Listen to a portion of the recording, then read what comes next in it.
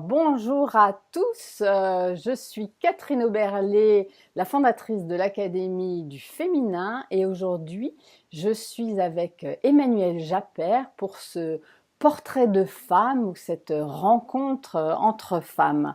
Et aujourd'hui j'ai envie de vous parler de son livre qui vient de sortir, qui est Le Scarabée bleu. Alors ce livre qui est vraiment magnifique, mais je vous en dirai plus tout à l'heure. Donc, Emmanuelle, bonjour. Bonjour Catherine, merci beaucoup de m'accueillir à l'Académie du Féminin. Avec grand plaisir. Donc, Emmanuelle, tu es multicasquette, je dirais.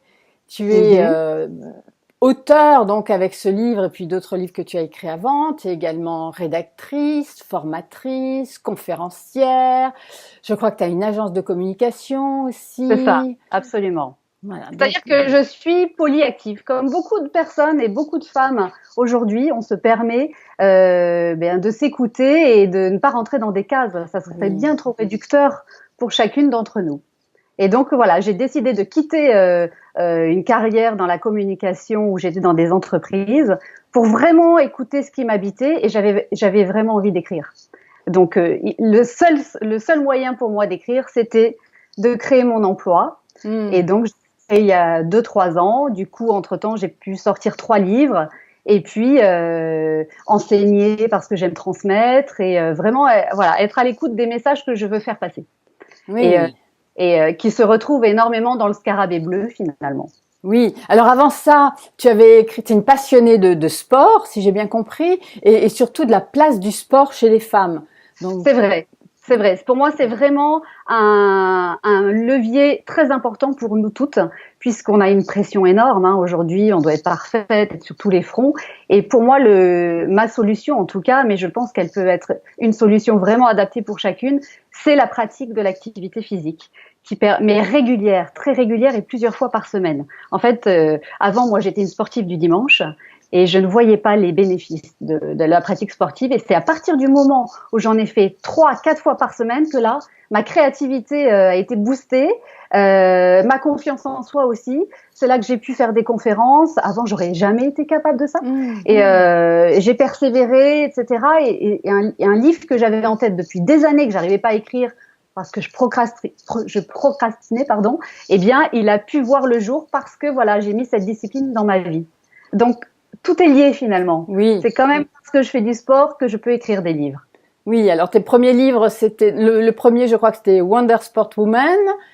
Voilà. Et là, dans la foulée, il n'y a pas très longtemps, si j'ai bien compris, il y a les cahiers du running.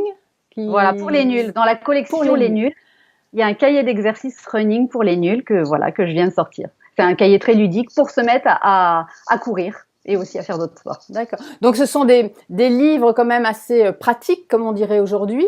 Le cahier de running, oui, et Wonder Sport Woman que j'ai sorti avant, c'est un livre d'entretien et de photos. Je suis allée voir des femmes qui m'inspiraient en France et qui font beaucoup de sport et qui sont leaders dans leur domaine. Et je leur ai demandé pourquoi elles faisaient autant de sport.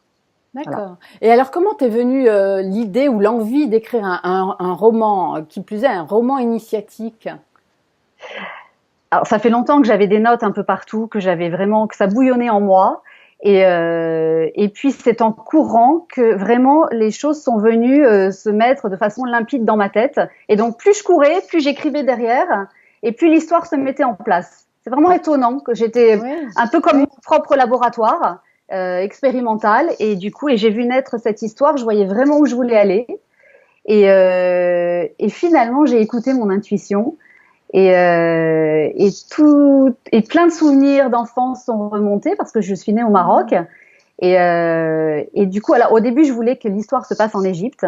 Mais à chaque fois, les personnages me ramenaient au Maroc. Et donc, je me suis écoutée. J'ai dit, OK, bien, l'histoire va se passer au Maroc. Mais finalement, j'emmène quand même mes protagonistes en Égypte à la fin.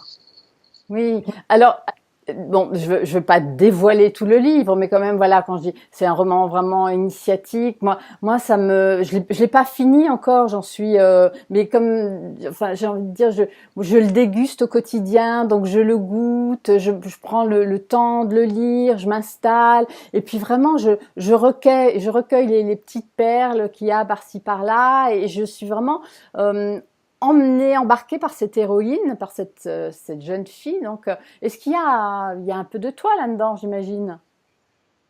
Peut-être Peut-être.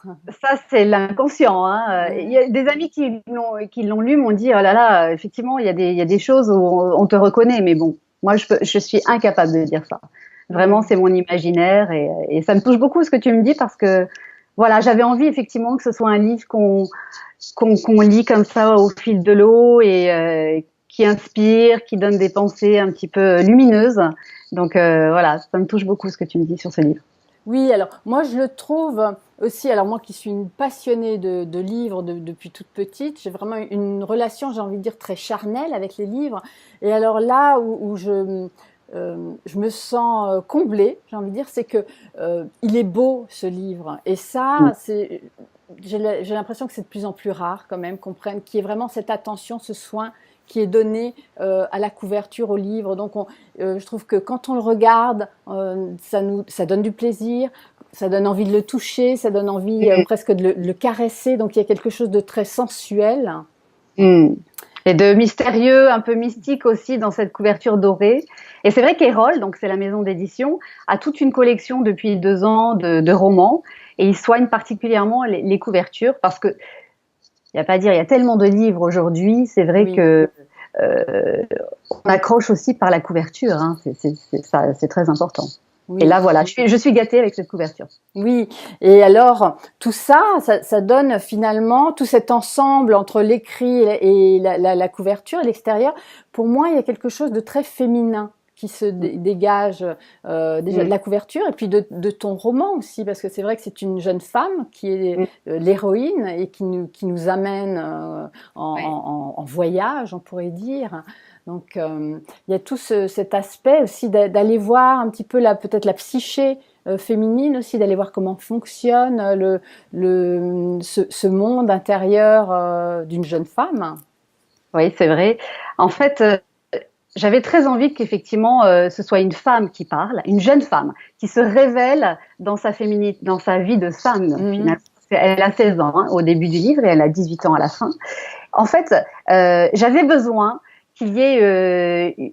j'avais besoin de m'accrocher à une femme qui soit inspirante, un peu qui nous guide. Et donc j'ai créé ce personnage avec ce besoin-là.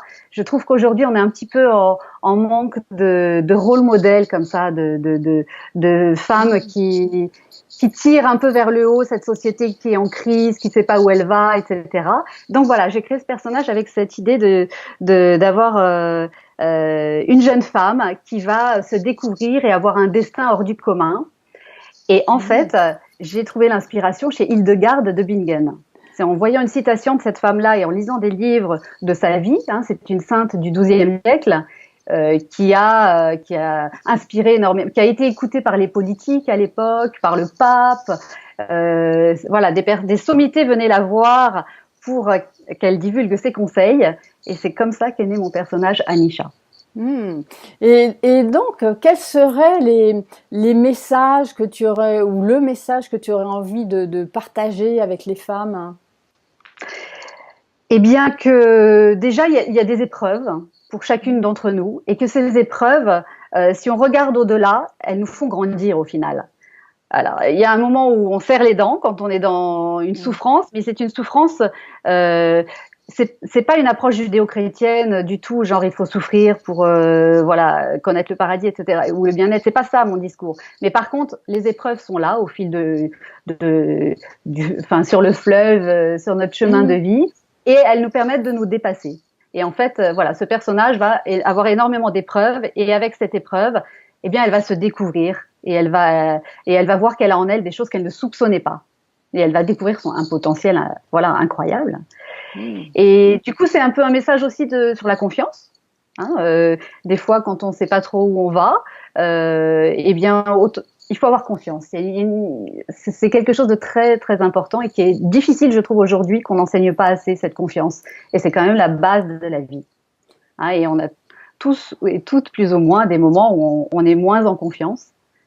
Et pourtant, voilà, c'est quelque chose qui est important d'aller chercher, hein, d'aller chercher en permanence pour avoir une assise. Et alors, quand tu parles de confiance, confiance en soi ou confiance dans l'univers Les deux sont liés, hein. Les deux sont Oui, liés quand même, hein. Mais effectivement, la confiance en l'univers est très importante pour moi. C'est-à-dire être à l'écoute des signes, être à l'écoute de la nature, être à l'écoute des rencontres. C'est pas anodin. C'est vraiment oui. pas anodin. Tout à fait, parce que du coup, bah, j'ai vraiment l'image du scarabée, et c'est vrai que depuis que j'ai commencé la lecture de ton livre, eh bien, il y a un endroit où le monde de l'invisible, ou le monde, ou la nature, eh bien, peut-être que je la regarde différemment, un petit peu où j'y suis plus attentive, où je me dis, ben tiens, pourquoi pas. Effectivement, c'est intéressant ce côté-là. Oui, c'est vrai que je fais parler les animaux, hein, dans ce livre. Donc c'est Oui, un côté un petit j'osais peu pas le fantastique. dire. Un petit peu fantastique, c'est pour ça que ça s'appelle le scarabée bleu. Donc Mm. voilà, sans tout dévoiler, je peux dire ça. Et le scarabée bleu, effectivement, c'est un guide qui va parler à Anisha et qui va l'emmener très très loin. Et je crois un peu à ça, je crois un petit peu à ce monde merveilleux, voilà, à cette nature qui nous parle quelque part.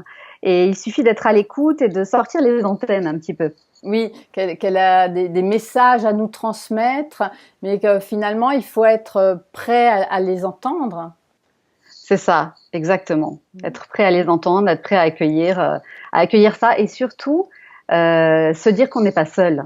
Oui, Ça, c'est un message important pour moi aussi. Se dire, voilà, des fois on peut se sentir, je sais pas, peut-être en marge ou pas compris et finalement, non, c'est bien plus subtil que ça. Nous ne sommes pas seuls et nous pouvons être aidés. Mais oui, c'est pas, comment dire, c'est très mystérieux tout ça et je reste très poétique avec cette approche. mm, Hein. Je tombe pas dans l'ésotérisme ou dans tout ce côté-là. C'est pas ça ce qui m'intéresse. C'est vraiment plus subtil que ça, je trouve. oui, oui, oui, c'est vrai, parce qu'il y a vraiment, c'est toujours ramené à quelque chose de très concret, Oui. finalement, dans Ah ton oui. livre. Hein. Ça Oui. part pas dans les Non. nuages, chez les Non, ça anges. je. C'est vraiment toujours ramené à des choses très concrètes et avec du peut-être. Et puis on prend ou on prend pas. Et si ça nous parle ou ça nous parle pas, et c'est ok. Et C'est ça. d'ailleurs, c'est ce qu'on retrouve chez tous les personnages aussi. Et je trouve ça vraiment très joli de dire, ben oui, il y en a pour qui ça va être une évidence, ça va parler, et puis d'autres non. Et c'est ok. Et c'est Voilà. vraiment C'est ça. d'accepter la vie telle qu'elle est, d'accepter les autres tels qu'ils sont. Et je trouve que c'est un beau message à ce niveau-là aussi. Oui, c'est ça. C'est vraiment, j'ai mis cette histoire au service de la créativité et de l'imaginaire. Et après, on fait ce qu'on veut avec ça, finalement. On prend ce qu'on a envie de prendre. Et l'idée, c'est de passer un bon moment. Et puis, comme chaque auteur, le challenge, c'est de donner envie au lecteur de tourner la page et d'aller jusqu'au bout et d'avoir envie de découvrir, voilà, où vont les personnages. C'est ça Ouais. l'enjeu. Oui. Hein, c'est ça vraiment qui me tenait à cœur. Ok, super. Ben, Emmanuel, est-ce que tu aurais envie de rajouter quelque chose, ou est-ce que c'est bon? On peut laisser, j'ai envie de dire, des petits points de suspension comme ça, et puis Absolument. Laissons des points de suspension. oui, pour Ouais, donner envie aux personnes bien. vraiment de lire. Alors je rappelle, donc c'est le Scarabée bleu, une invitation au voyage d'Emmanuel Japper, et qui est sorti aux éditions Erol, et que je vous recommande vraiment de tout mon cœur. Donc, Merci beaucoup, Catherine. je t'en prie, Emmanuel. À très bientôt. Je À bientôt. t'embrasse. Je vous embrasse tous. Et à bientôt. Au revoir. Au revoir.